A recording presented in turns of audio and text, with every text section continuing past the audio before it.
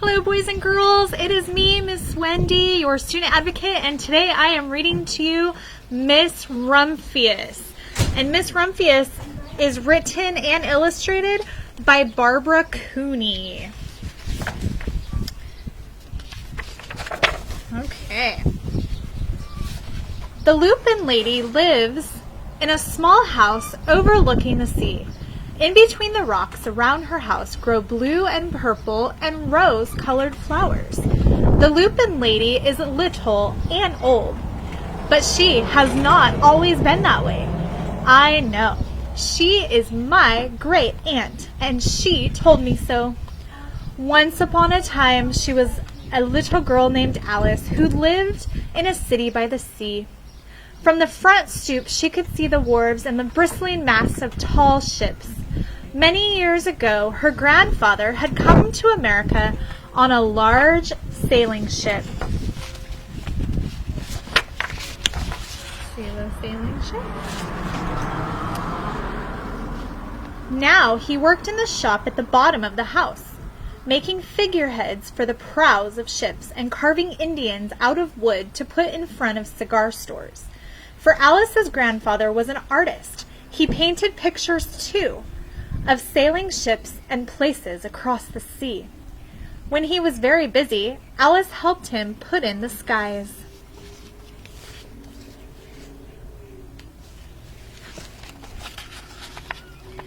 In the evening, Alice sat on her grandfather's knee and listened to his stories of faraway places. When he had finished, Alice would say, "When I grow up, I too will go to faraway places. And when I grow old, I too will live by the sea." "That is all very well, little Alice," said her grandfather, "but there is a third thing you must do." "What is that?" asked Alice. "You must do something to make the world a more beautiful place," said her grandfather. "All right," said Alice, but she did not know what that could be. In the meantime, Alice got up and washed her face and ate porridge for breakfast. She went to school and came home and did her homework. Pretty soon, she was grown up.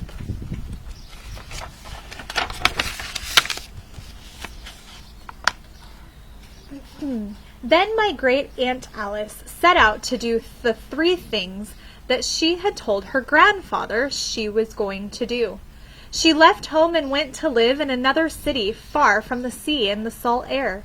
She worked in a library, dusting books and keeping them from getting mixed up, and helping people find the ones they wanted. Some of the books told her about faraway places. People called her Miss Rumphius now.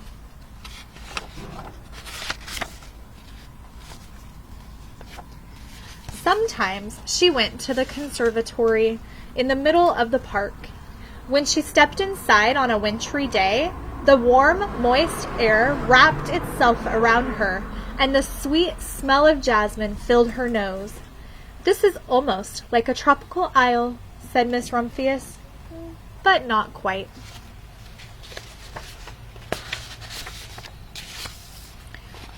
So Miss Rumphius went to a real tropical isle where people kept cockatoos and pets where people kept cockatoos and monkeys as pets. She walked on long beaches picking up beautiful shells. One day she met the Bapa Raja, king of the fishing village. "You must be tired," he said. "Come into my house and rest." So Miss Rumphius went in and met the Bapa Raja's wife. The Bapa Raja himself fetched a green coconut and cut a slice off the top so that Miss Rumphius could drink the coconut water inside.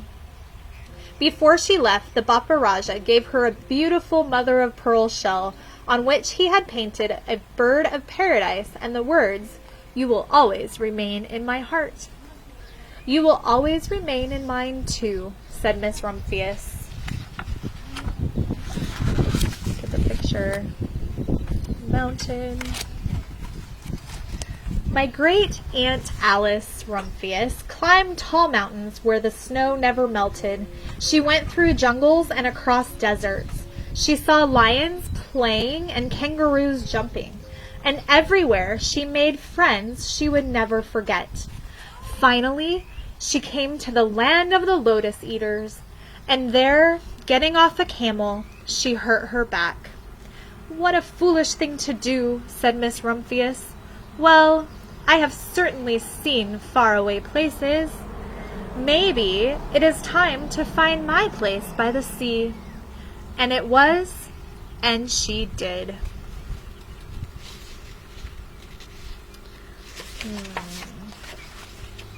Look at her place by the sea.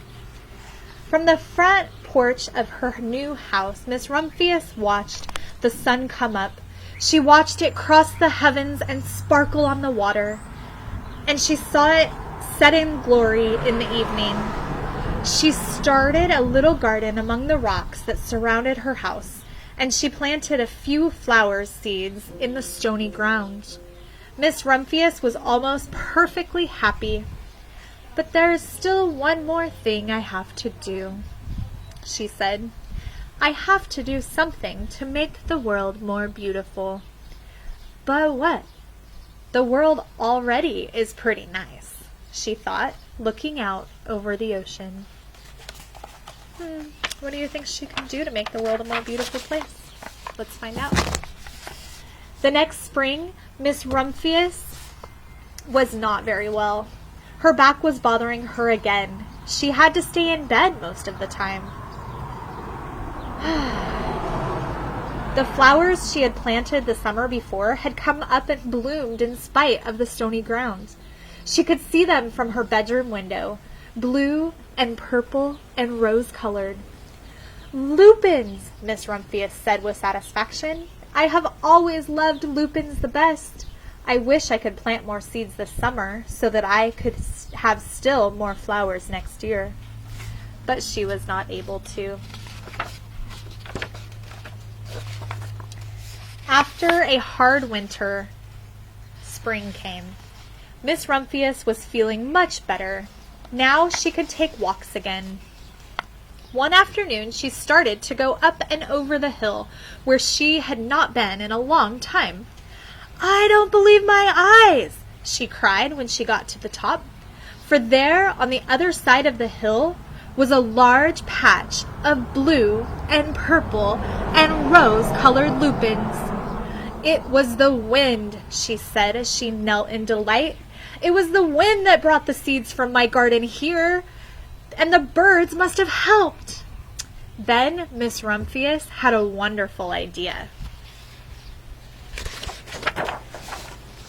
She hurried home and got out her seed catalogs. She sent off for the very best seed house for 5 bushels of lupin seeds.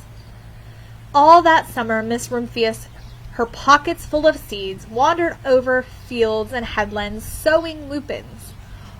She scattered seeds along the highways and down the country lanes. She flung handfuls of them around the schoolhouse and back of the church. She tossed them into the hollows and along stone walls. Her back didn't hurt any more at all. Now some people called her that crazy old lady. Crazy old lady? Why do you think she was called crazy? Let's see. The next spring, there were lupins everywhere. Fields and hillsides were covered with blue and purple and rose-colored flowers. They bloomed along the highways and down the lanes. Bright patches lay around the schoolhouse and the back of the church. Down in the hollows and along the stone walls grew the beautiful flowers. Miss Rumphius had done the third, the most difficult thing of all. My great-aunt Alice, Miss Rumphius, is very old now. Her hair is very white. Every year there are more and more lupins. Now they call her the Lupin Lady. Sometimes my friends stand with me outside her gate, curious to see the old lady who planted fields of lupins. When she invites us in, they come slowly. They think she is the oldest woman in the world. Often she tells us of stories of faraway places. When I grow up, I tell her, I too will go to faraway places and come home to live by the sea." "That is all very well, little Alice," says my aunt, "but there is a third thing you must do." "What is that?" I ask. "You must do something that makes the world more beautiful." "All right," I say. What do you think her answer is going to be?